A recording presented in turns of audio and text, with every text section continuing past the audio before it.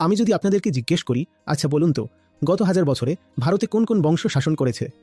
রাজাদের নাম বলুন। আপনারা বলে দেবেন, অনেক কিছুই বলে দেবেন। সবাই মিলে মাথা খাটালে অনেক বিস্তারিতভাবে বলে দেবেন। এবার আমি বললাম, চলুন পানিপথের প্রথম যুদ্ধ থেকে শুরু করা যাক, আর 1947 পর্যন্ত আসা যাক। উত্তর থেকে দক্ষিণের সবকিছুই বলে দেবেন। কিন্তু এখন যদি আমি জিজ্ঞেস করি, এই পুরো অন্তরালে প্রায় 1000 বছরের সময়কালে সাধারণ মানুষের অবস্থা কেমন ছিল, এটা বলুন। পৃথ্বীরাজ চৌহান যখন যুদ্ধ করেছিলেন তখন ভারতে মাথাপিছু আয় কত ছিল? বলুন আমাকে। আপনার এটা জানা নেই কেন? আপনি বারবার বলে থাকেন মোহাম্মদ ঘুরি এসেছিল, এই যুদ্ধগুলো হয়েছিল, এতবার হারিয়েছে আর তারপর হেরে গেছে, এইসব আপনি জানেন। কিন্তু সেই সময়ে সাধারণ মানুষের জীবন কেমন ছিল সেটা কেন জানেন না? কিন্তু ওই সাধারণ মানুষটাই আপনি।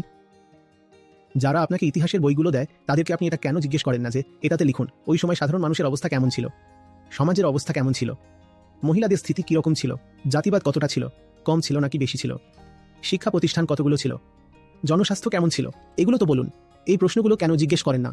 আপনি শুধু এতেই খুশি হয়ে যান যে যুদ্ধ হয়েছিল, 13 বার যুদ্ধ হয়েছিল, এটাই আপনার কাছে ইতিহাস। এটা তো মাত্র ওই দুজন মানুষের ইতিহাস। আপনি নিজের ইতিহাস তো কখনো জিজ্ঞাসাই করেন না, কারণ আপনি তো একজন সাধারণ মানুষ। আর সাধারণ মানুষ কখনো জানতেই চায় না যে এই পুরো কালখণ্ডে আমার দশা কেমন ছিল। বাহ, কি সুন্দর প্রাসাদ! হ্যাঁ, প্রাসাদ তো আছে, আর সেটা পাহাড়ের উপর বানানো হয়েছে, কিন্তু পাহাড়ের নিচে যারা থাকতো তাদের কথা জানেন কি? আপনি তো সাধারণ মানুষ, নিজের ভাই বন্ধুদের কথাও তো একবার জিজ্ঞেস করুন। কিন্তু সাধারণ মানুষের প্রতি সাধারণ মানুষেরই কোনো আগ্রহ নেই। সাধারণ মানুষদেরও আগ্রহ শুধু রাজাদের প্রতি।